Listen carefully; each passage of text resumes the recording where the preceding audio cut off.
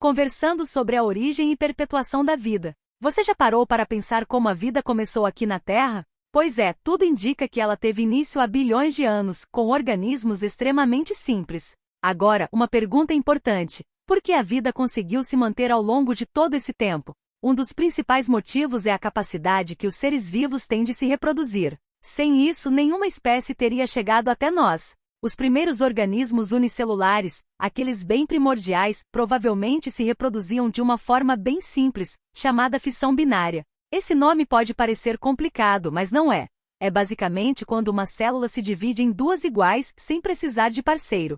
Curioso, não? É exatamente o que acontece com as bactérias atuais. Com o passar do tempo surgiram os organismos eucariontes, que são bem mais complexos. E aqui entra um detalhe interessante: essas células possuem um número específico de cromossomos em suas células somáticas, ou seja, as células do corpo. Mas você sabia que essa quantidade de cromossomos muda conforme a espécie? É isso mesmo. E existe mais uma curiosidade: alguns indivíduos têm apenas um cromossomo de cada tipo. Esses são chamados de haploides, N, palavra que vem do grego e significa simples. Exemplos? Muitas algas e fungos. Por outro lado, há os indivíduos diploides 2N, que possuem os cromossomos organizados em pares. Quem está nesse grupo? Os animais, inclusive nós. Agora vamos falar da reprodução sexuada, que é um pouco mais elaborada. Ela só acontece porque existem dois processos que trabalham juntos, a meiose e a fecundação. Na meiose, a mágica acontece. Uma célula diploide 2N se divide e forma células filhas haploides N.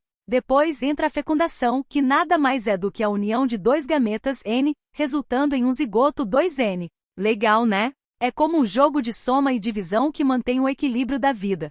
Agora você deve estar se perguntando: qual é a diferença entre mitose e meiose? Vamos lá. Mitose, também chamada de divisão equacional, é quando uma célula se divide e origina duas células filhas com o mesmo número de cromossomos da célula-mãe. É como fazer uma cópia fiel. Meiose, também conhecida como divisão reducional, é quando uma célula diploide 2N dá origem às células filhas haploides N. Essas células podem virar gametas ou esporos. Ao longo da evolução, as espécies desenvolveram duas estratégias para formar descendentes: gametas e esporos, ambos haploides N. Mas tem uma diferença importante entre eles. Os gametas precisam se unir a outro gameta na fecundação para formar o zigoto 2N. Já os esporos são independentes. Eles não precisam fecundar nada. Eles simplesmente se multiplicam por mitose e originam novos organismos haploides. Quer um exemplo? Os fungos produzem esporos.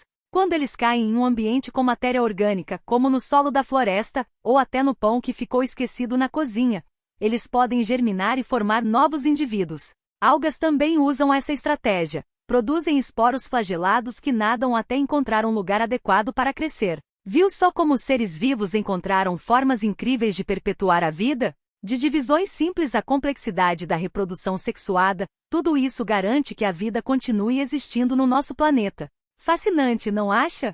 Até nossa próxima conversa!